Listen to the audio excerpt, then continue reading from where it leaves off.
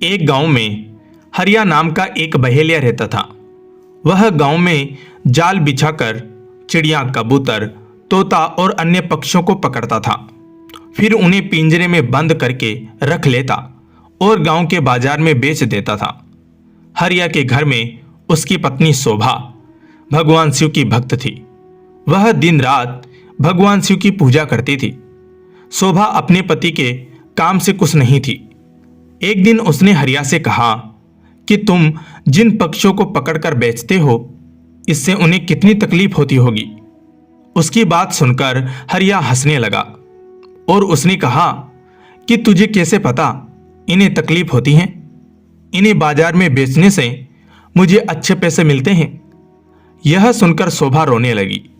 उसने कहा, आपको शायद यह नहीं पता कि इन भोले बेजुबान पक्षियों की हाय हमें लग रही है। इसी कारण हमारे कोई संतान नहीं है। मैं दिन रात भगवान शिव की पूजा करती हूं, लेकिन फिर भी हम संतान के सुख से वंचित हैं। तब हरिया ने कहा कि मैं यह सब नहीं मानता, तो भी इन सब के बारे में सोचना छोड़ दे। यह कहकर हरिया पक्षी पकड़ने चल देता है। शाम को हरिया पिंजरे में पक्षियों को लेकर आता है और झोपड़ी में रख देता है। अगले दिन फिर से हरिया पक्षियों को पकड़ने चला जाता है।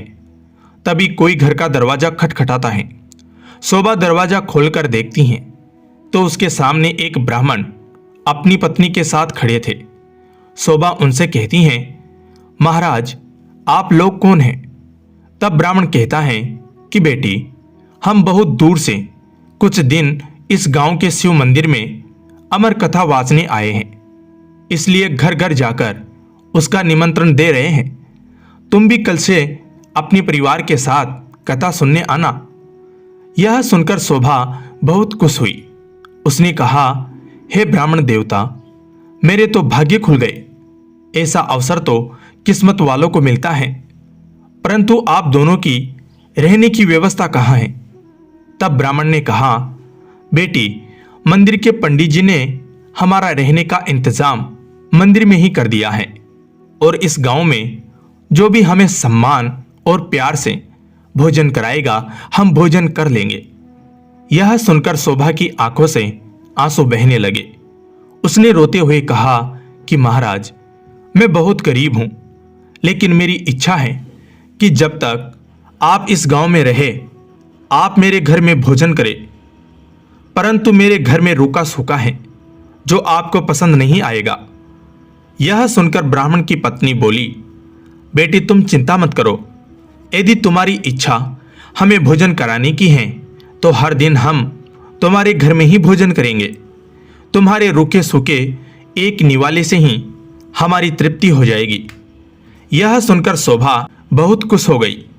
उसने कहा कि मैं आपके लिए भोजन तैयार करती हूँ। तब ब्राह्मण ने कहा, माई, तुम भोजन तैयार करो, हम पूरे गांव में निमंत्रण देकर तुम्हारे घर आएंगे। यह कहकर दोनों चले जाते हैं। शोभा भोजन तैयार करती हैं। कुछ समय बीत जाने के बाद दोनों पति पत्नी शोभा के घर भोजन करने आ जाते हैं। जब वे भोजन करने बैठते हैं तभी ब्राह्मण की नज़र पिंजरे में पक्षियों पर पड़ती हैं। वे उठकर खड़े हो जाते हैं। शोभा उनसे पूछती हैं, महाराज, क्या मेरे से कोई भूल हो गई? ब्राह्मण ने क्रोधित होते हुए कहा, तुमने इन बेजुबान पक्षियों को पिंजरे में कैद कर रखा है। हम तुम्हारे घर भोजन नहीं कर सकते। तुम भगवान शिव की अमर कथा सुनना चाहती हो और उनके प्रिय कबूतरों को तुमने कैद कर रखा है। यह कहकर वे चल देते हैं। शोभा उनके पैर पकड़ लेती हैं और कहती हैं, हे ब्राह्मण देवता, मेरे घर से रुष्ट होकर न जाइए। मैं तो वैसे भी संतान सुख से वंचित हूं। अगर आप भी बिना भोजन किए चले गए तो हमारा सर्वनाश निश्चित है। यह पक्षी मेरे पति ने पकड़े हैं, मैं अभी इन्हें आजाद कर देती हूं। यह कहकर वह बाहर जाकर सारे पक्षियों को आजाद कर देती हैं। यह देखकर ब्राह्मण पत्नी सहित भोजन करते हैं और शोभा को सौभाग्यवती और पुत्रवती होने का आशीर्वाद देकर चले जाते हैं। शाम को जब हरिया आता है तो वह पिंजरा खाली देखकर शोभा से पूछता है, तब शोभा उसे सारी घटना बता देती हैं। हरिया गुस्से में कहता है कि मैं इतनी मेहनत से पक्षी पकड़कर लाया था और तूने सब उड़ा दिए। आज के बाद किसी को भोजन पर मत बुलाना। तब शोभा कहती हैं, मैंने तो उन दोनों को 7 दिन का न्योता दे दिया है, अब मैं पीछे नहीं हट सकती। उन्होंने मुझे सौभाग्यवती और पुत्रवती होने का आशीर्वाद दिया है। अमर कथा वाचने वाले सच्चे ब्राह्मण का आशीर्वाद कभी बेकार नहीं जाता। अगर उन्हें भोजन नहीं कराया और उन्होंने गुस्से में श्राप दे दिया तो हमारा सर्वनाश हो जाएगा।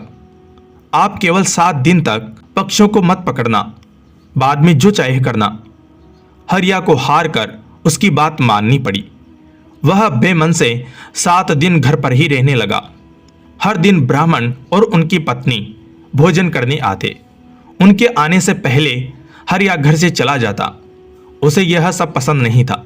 शाम के समय शोभा कथा सुनने जाती। वह हरिया से भी चलने को कहती, लेकिन हरिया मना कर देता था। इसी तरह 6 दिन बीत गए। रात को शोभा ने हरिया से कहा कि आपने मेरे कहने से 6 दिन पक्षियों को नहीं पकड़ा, बस आप मेरी एक बात और मान लीजिए। हरिया ने कहा, क्या बात है? वैसे भी मैं केवल कल ही घर पर रुकूंगा, परसों से अपने काम पर जाऊंगा। तब शोभा ने कहा, कल अमर कथा समाप्त हो जाएगी।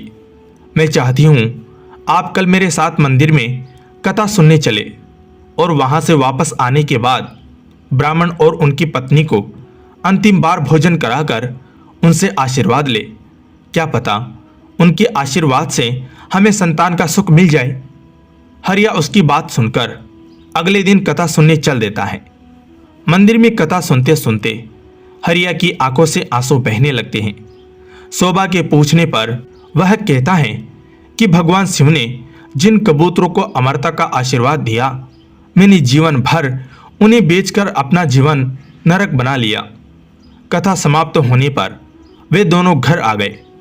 हरिया का मन निर्मल हो गया था। उसने शोभा से कहा कि मैं आज से ही यह काम छोड़ दूंगा और मेहनत मजदूरी करूंगा। कुछ देर बाद ब्राह्मण और उनकी पत्नी भोजन करने आए। हरिया ने उनका स्वागत किया, उन्हें भोजन कराया। उसके बाद हरिया ने अपने मन की सारी बात उनके सामने रख दी। तभी ब्राह्मण और उनकी पत्नी भगवान शिव और मां पार्वती के रूप में प्रकट हो जाते हैं। भगवान शिव कहते हैं कि तुम्हारी पत्नी की भक्ति देखकर हम तुम्हें संतान सुख देना चाहते थे, किंतु तुम्हारे पाप के कारण यह संभव नहीं था।